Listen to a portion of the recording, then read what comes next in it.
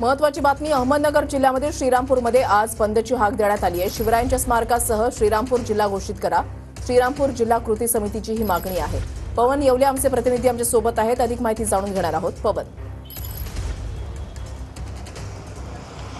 नक्कीच अहमदनगर जिल्ह्यातील श्रीरामपूर तालुक्यात आज बंदची घोषणा करण्यात आलेली आहे। खरं तर अहमदनगर जिल्हा हा मोठा असून याचं विभाजन करून श्रीरामपूर जिल्हा घोषित करावा, त्याचबरोबर या ठिकाणी शिवाजी महाराजांचं एक स्मारक देखील तयार करावं, या मागणीसाठी या ठिकाणी श्रीरामपूर जिल्हा कृती समितीकडून आज श्रीरामपूर बंदची घोषणा करण्यात आलेली आहे।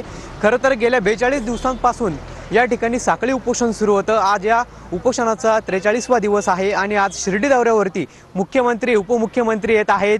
त्या पार्श्वभूमीवरती राज्य सरकारचं लक्ष वेधण्यासाठी या ठिकाणी श्रीरामपूर बंदची जी घोषणा आहे ती करण्यात आलेली आहे। या ठिकाणी जर आपण बघितलं तर कडकडीत जो असा बंद आहे तो श्रीरामपूरमध्ये पाळण्यात आलेला आहे।